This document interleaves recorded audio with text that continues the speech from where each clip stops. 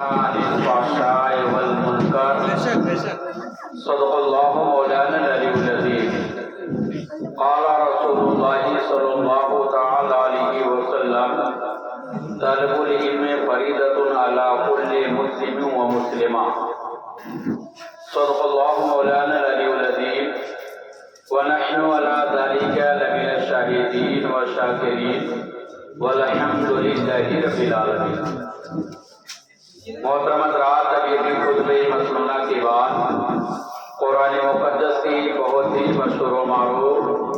آیت کریمہ کی تلاوت کرنے کا شرف حاصل کیا اور ساتھ ہی ساتھ حدیث رسول آپ حضرات کے سامنے تلاوت کی، جس پر تھوڑی دیر روشنی ڈالنے سے قبل عادت کے مطابق آئیے ہم اور آپ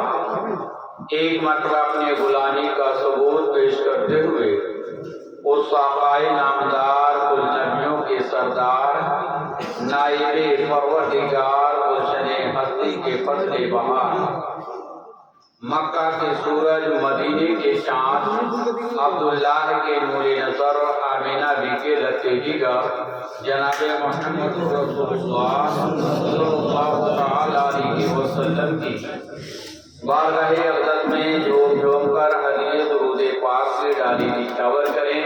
اور بآواز بلند پڑھیں اللہم صلی علی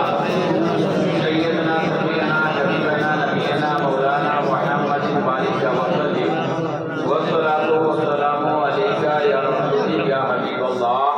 صلی اللہ تعالی علیہ وسلم. آواز ہو بلند درود و سلام کی، آواز ہو بلند درود و سلام کی، محفل ہے یا سیرت خیر الانام کی، اور اللہ کا وظیفہ ہے اور قدسیوں کا بھی، اللہ کا وظیفہ ہے اور قدسیوں کا بھی کیا شان ہے حضور علیہ السلام کی. مومنوں کیوں نہیں پڑھتے اپنے آقا پر درود، مومنوں کیوں نہیں پڑھتے اپنے آقا پر درود. اے فرشتوں کا وظیفہ الصلاۃ والسلام، اور میں وہ سنی ہوں جمیل قادری مرنے کے بعد، میں وہ سنی ہوں جمیل قادری مرنے کے بعد میرا لاشا بھی پڑھے گا الصلاۃ والسلام. آئیے نبی کی بارگاہ میں دوبارہ درود پاک پڑھیں اللہم صلی علی سیدنا مولانا محمد بارک وسلم والصلاۃ والسلام علیک یا رسول یا حبیب اللہ صلی اللہ تعالی علیہ وسلم. محترم حضرات، میں نے قرآن پاک کی جس آیت کریمہ کی تلاوت کی، اللہ رب کائنات قرآن پاک کے اندر ارشاد فرما رہا ہے یہ آیت کریمہ کا سیدھا اور صریح ترجمہ. اور میں نے جو حدیث رسول پڑھی، اللہ کے پیارے رسول صلی اللہ تعالی علیہ وسلم ارشاد فرماتے ہیں طلب العلم فریضۃ علی کل مسلم و مسلمہ. اللہ کے رسول فرماتے ہیں علم دین سیکھنا ہر مسلمان مرد اور عورت پر فرض. آپ مذہب نبی میں تشریف رکھتے ہوئے ہیں، ادب و احترام کے ساتھ مذہب نبی میں تشریف رکھی، اس لیے کہ اللہ کے پیارے رسول صلی اللہ تعالی علیہ وسلم نے جب اپنے صحابہ کے درمیان ارشاد فرمایا کہ میرے صحابہ، دنیا میں 3 جگہیں ایسی ہوا کرتی ہیں جہاں پر بندہ اگر بات کرنے میں مبتلا ہو، دنیاوی بات کرنے میں لگا ہو، تو اندیشہ یہ ہے کہ اس کی 40 سال کی عبادتیں برباد ہو جائیں اور اسے پتہ بھی نہیں چلے گا ہم نے جو روزہ رکھا، نمازیں پڑھی، زکوٰۃ ادا کیا، حج کیا، نیک کام کیے، یہ سب نیکیاں ہمارے پاس نہیں تھیں.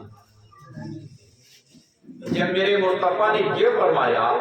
تو صحابہ اکرام نے عرض کیا یا رسول اللہ صلی اللہ تعالی علیہ وسلم، آپ یہ بتائیں دنیا میں وہ 3 جگہیں کون سی ہوا کرتی ہیں جہاں پر بندہ دنیاوی بات کرنے میں مبتلا ہو تو اس کی نیکیاں ختم ہو جائے،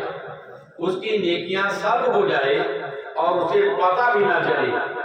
تو میرے آقا صلی اللہ تعالی علیہ وسلم نے ارشاد فرمایا پہلی جگہ تو وہ ہے جسے خانے خدا کہا جاتا ہے، جسے بیت اللہ کہا جاتا ہے، جسے اللہ کا مقدس گھر یعنی مسجد کہا جاتا ہے۔ مسجد میں اگر بندہ دنیاوی بات کرنے میں مبتلا ہو تو سمجھ جاؤ کہ اندیشہ یہ ہے کہ اس کی 40 سال کی عبادتیں برباد ہو جائے گی اور اسے پتہ بھی نہیں چلے گا ہم نے جو نیکیاں کی، نمازیں پڑھی، روزہ رکھا، زکوٰۃ ادا کیا، یہ سب نیکیاں ہمارے پاس نہیں۔ میرے آقا نے دوسری جگہ کے بارے میں ارشاد فرمایا، دوسری جگہ وہ ہے جسے شہر خاموشہ کہا جاتا ہے۔ شہر خاموشہ کے معنی ہوتا وہ ہے جہاں محفل میلاد مصطفیٰ رچائی جائے، اور محفل میلاد مصطفیٰ میں بیٹھ کر کے بندہ اگر دنیاوی بات کرنے میں مبتلا ہو تو سمجھ جاؤ کہ اندیشہ یہ ہے کہ اس کی 40 سال کی عبادتیں برباد ہو جائے گی اور اسے پتہ بھی نہیں چلے گا ہم نے جو نیکیاں جمع کی تھی وہ نیکیاں ہمارے پاس ہیں۔ تو اللہ رب کائنات کی بارگاہ میں ہم سب مل کر دعا کریں کہ اللہ تبارک و تعالیٰ ایسی جگہوں پر ہمیں اور آپ کو دنیاوی بات کرنے سے محفوظ کرے۔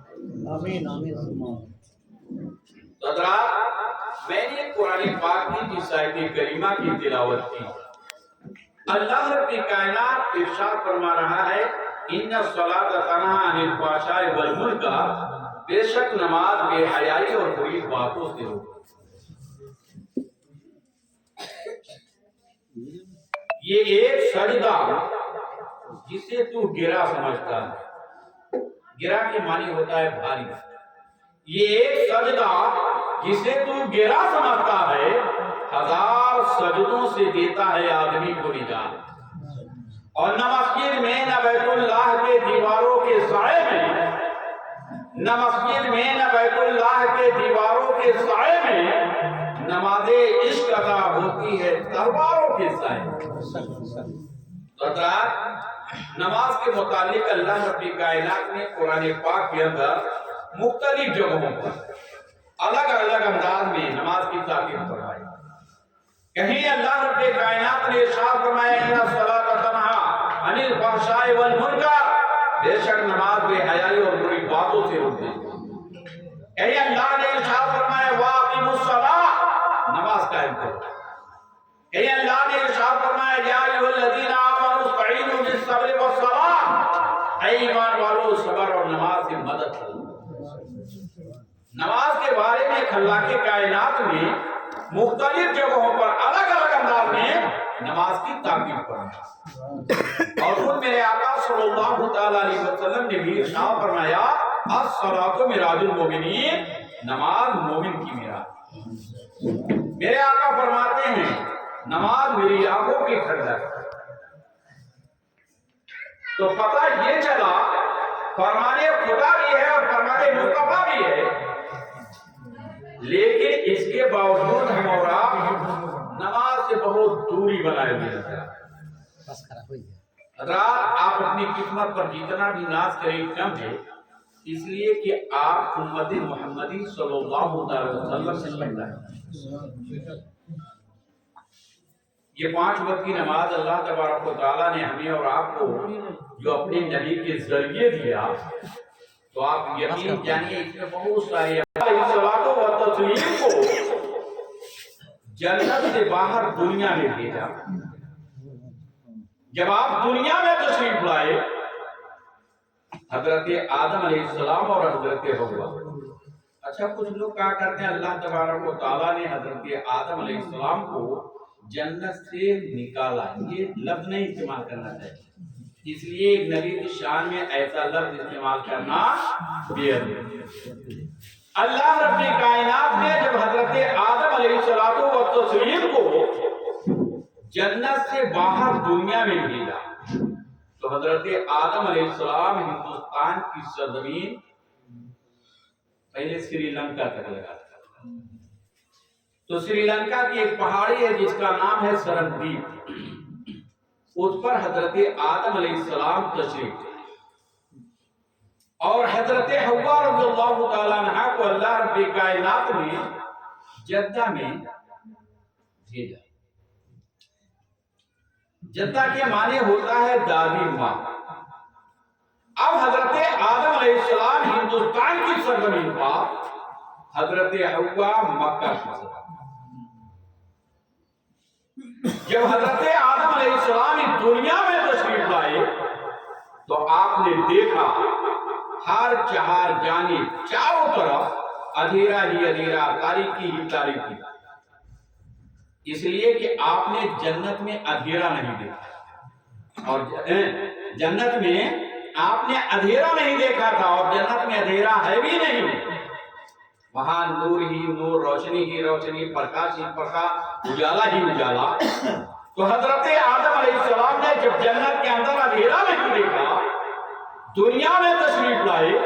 تو آپ نے دیکھا چاروں طرف اندھیرا ہی اندھیرا، تاریکی ہی تاریکی. تو حضرت آدم علیہ السلام نے اپنے معبود حقیقی کی بارگاہ میں دعا مانگی، اے اللہ، دنیا میں چاروں طرف اندھیرا ہی اندھیرا، تاریکی ہی تاریکی. اے اللہ، اپنی شان قدرت سے ایک تاریکی کو اجالے میں تبدیل کر، ایک تاریکی کو اجالے میں تبدیل کر.